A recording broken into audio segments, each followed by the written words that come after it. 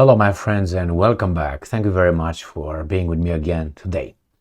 This is how the Russians are setting a little trap for the Ukrainians. Business Insider tells us. Well, we kind of knew this, but not to this extent. So the Business Insider will report. So here it is. This article, as I said, comes from Business Insider. Russia keeps jamming Ukrainian drones, forcing their operators to move closer to the front line and into greater danger. That means come over. Once you come over, we're gonna hit you right in your head.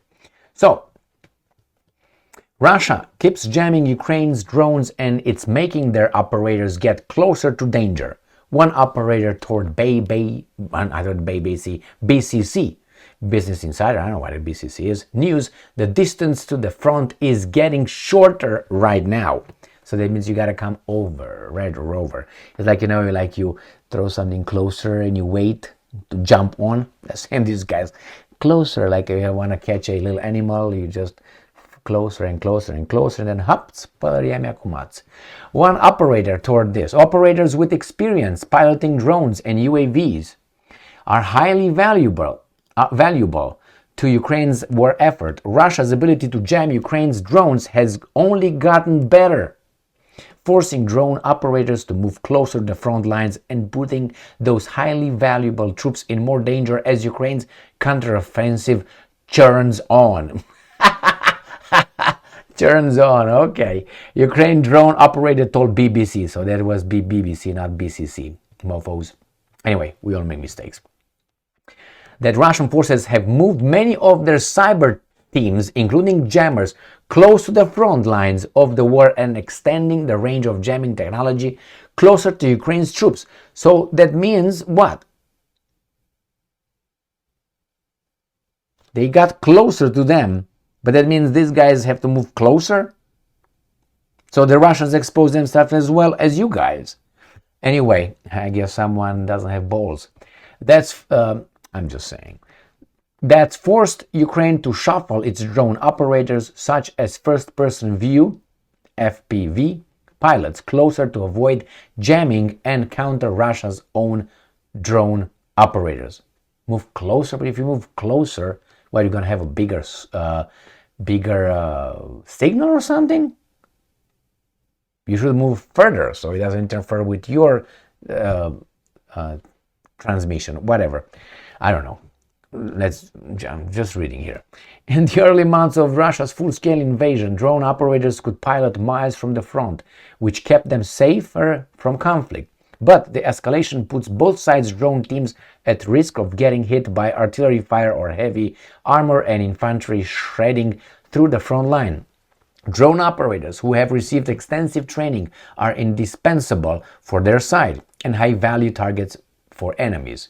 An expert previously told Insider that operators, I'm quoting, operators are the most valuable thing here because an experienced operators who survives can pilot multiple FPV drones against targets, end quote, adding that, and I'm quoting again, both sides are prioritizing going after the operator, end quote. One Ukrainian engineer told PBS NewsHour earlier this year that it wasn't uncommon for drones operators to hunt each other, and others said his video gaming skills have helped him with FPV drone piloting. That's why he's peeing his pants over there, because he was playing games all the time in his basement, and when he hear a boom somewhere, it's gonna get me. Psh. Anyway, I'm just kidding, okay? It's war over there, people die, it's serious, but what can you do? They won't stop the war. Are we going to cry all day or what? Unmanned aerial vehicle UAV warfare has been a major aspect of the conflict on Ukraine. Operators use drones to conduct surveillance and drop explosives and unsuspecting enemies. Okay. Well, I didn't quite understand because I'm a dumbass or something. But to me, it would be if those guys move closer, they interfere with you, you should move back so it doesn't interfere with your station of transmission, or they interfere with your connection between you and the drone. Probably that's what they do, obviously. So if they do that, they jam your communication, then what's the problem? You move closer to have a stronger signal, therefore it's going to be harder for those guys to jam it. That would the only way I can think now. That would be I move closer so the signal is stronger and it's harder for the other ones to interfere. That's why, for instance, in socialist Romania, when I was a child, a boy, not a child, a boy, because I have a dingalingy, okay, and I identified as a boy. So as a boy, it was the not Voice of Ukraine, Voice of America, and it was also the Free Europe radio. And these guys I didn't know at that time, but I found out later that when I grew and I I found out that they were actually financed by CIA, by the Department of State here, whatever that State Department, and so on. So these guys were funding, which is okay. They had an interest and had an agenda. But the point is, these guys were moving their transmission. How should I put it? Transmission? I can't remember the term. Stations as close as possible to the borders wherever they were targeting, which in this case was Romania.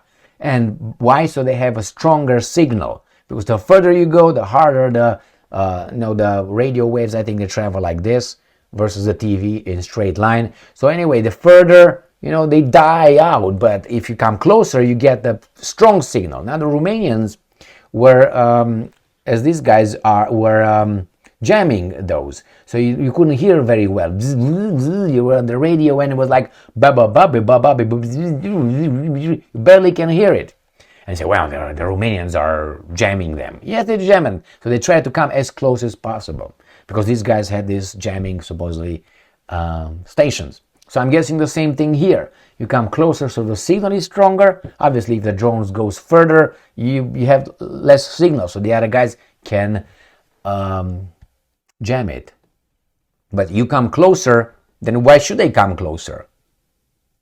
They should stay right there to equal probably your strength, I'm guessing, because you come closer to the lines, you send your drones, and then these guys, if they're far away, you're stronger, then they have to get stronger with their signal, with their jamming, so they have to come stronger and they have to come closer. So it's like a strength of the wavelength, or whatever, not wavelength, the transmission.